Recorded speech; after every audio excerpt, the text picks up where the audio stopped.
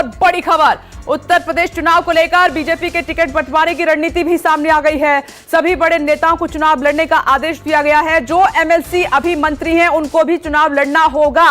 मुख्यमंत्री, उप मुख्यमंत्री, प्रदेश अध्यक्ष भी चुनावी मैदान में उतरेंगे।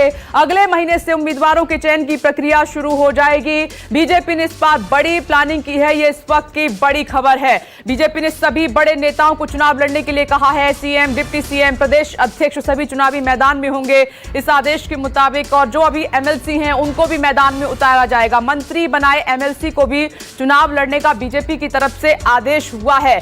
तो आप देख रहे हैं कि बीजेपी एक बार फिर से यूपी को फतेह करने के लिए किस तरीके से बड़े स्तर पर बड़ी प्लानिंग कर रही है। और खास मेहमान भी हमारे साथ जुड़ गए हैं, चर्चा दिलचस्प रहने वाली है। सहयोगी मेरे साथ मौजूद हैं। मनीष शुक्ला बीजेपी का पक्ष रखने के लिए हमारे साथ मौजूद हैं। साधना भारती कांग्रेस की तरफ से हमारे साथ मौजूद हैं, कांग्रेस का पक्ष रखेंगी। आशुतोष वर्मा भी हमारे साथ जुड़ गए हैं समाजवादी पार्टी का पक्ष रखने के लिए। और साथ ही मेरे 3 सहयोगी इस वक्त मौजूद हैं, टीवी स्क्रीन पर आपको नजर भी आ रहे हैं। मानस श्रीवास्तव गाजीपुर पूर्वांचल एक्सप्रेस वे पर इस वक्त मौजूद हैं, उनके पास आपको लिए चलेंगे। थोड़ी देर में आप देखिए दिखाई भी दे रहे हैं आपको स्क्रीन पर। अशोक तिवारी चित्रकूट से हमारे साथ मौजूद हैं। प्रियंका गांधी के दौरे पर उनकी नजर है इस पूरे कार्यक्रम पर। साथ ही कुमार गौरव भी दिल्ली से हमारे साथ मौजूद हैं।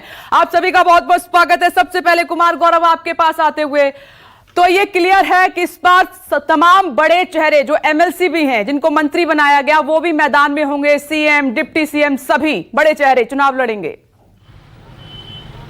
पार्टी की तरफ से ये साफ मैसेज दे दिया गया है। बीएल संतोष कुछ दिनों पहले लखनऊ गए थे और वहां पे जो एक बड़ी बैठक थी उसमें उन्होंने साफ कर दिया है सभी नेताओं को, मुख्यमंत्री, प्रदेश अध्यक्ष, डिप्टी सीएम और जो तमाम बड़े नेता जो अभी एमएलसी हैं और मंत्री बने हुए हैं, उनको ये कह दिया गया है कि आप अपने लिए सीटों की पहचान कीजिए। और खास करके ये बात पार्टी ये जरूर तय कर रही है कि सीटों का जो चुनाव हो, ये नहीं कि सेफ सीट देखकर आप अपने लिए सीट चुन ले और जो सिटिंग एमएलए है उसका टिकट कट जाए, ऐसा नहीं होगा।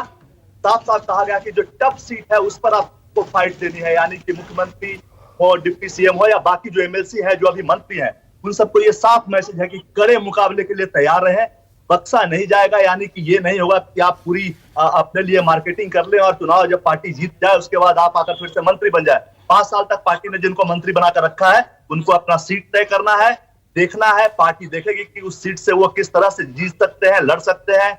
लेकिन हाँ, ये तय है कि 35 से 40% सीटें कटेंगी, लेकिन ये जरूरी नहीं कि वो सीटें काटकर बड़े नेताओं को दी जाएगी। यानी कि अपने दमखम पर के जो पिछले 5 साल से सरकार चली है, आपने क्या किया है उसके आधार पे नेताओं को चुनाव लड़ना होगा। इसके अलावा दूसरी जो खास बात है कि 2 तरह की रणनीति है। देखिए, बाकी जो सीटों का डिस्ट्रीब्यूशन है, सीटों को तय करने की प्रक्रिया है, वो तो सर्वे के आधार पे होती ही है। लेकिन मुख्य तौर पे अभी ये वर्तमान स्थिति के हिसाब से बीजेपी ये देख रही है कि सीधा मुकाबला सपा और बीजेपी के बीच है। तो द्विस्तरीय मुकाबला जब होता है, दोहरा मुकाबला जब होता है 2 पार्टी के बीच, तो ऐसे में बीजेपी को 40 से 45% वोट चाहिए। जहां त्रिस्तरीय या बहुकोणीय मुकाबला होता है वहां 30 से 35% वोट चाहिए। तो इन सभी चीजों को ध्यान में रखकर सीटें बांटी जाएगी और जाहिर तौर पे जो 300 और 350 प्लस का आंकड़ा है उसके लिए बड़े नेता मैदान में उतरेंगे। सबका साथ, सबका विकास, सबका विश्वास का जो आंकड़ा प्रधानमंत्री मोदी का था, वो सीटों में भी आपको देखने को मिलेगा। यानी जिसकी संख्या ज्यादा है, ओबीसी वर्ग से सबसे ज्यादा केंद्र में मंत्री बनाए गए थे, उनको ज्यादा सीट दिए जाएंगे। पूरी रणनीति तय है। साफ मैसेज संगठन ने दिया है कि बड़े नेता एमएलसी बनकर अब मंत्री नहीं बनेंगे, चुनाव लड़ना होगा। 5 साल आपको पार्टी ने मंत्री बनाकर रखा है, आपने क्या किया उस आधार पर चुनाव लड़िए। आसान सीट नहीं, टफ सीट से लड़िए ताकि एक मैसेज भी बेहतर जा सके।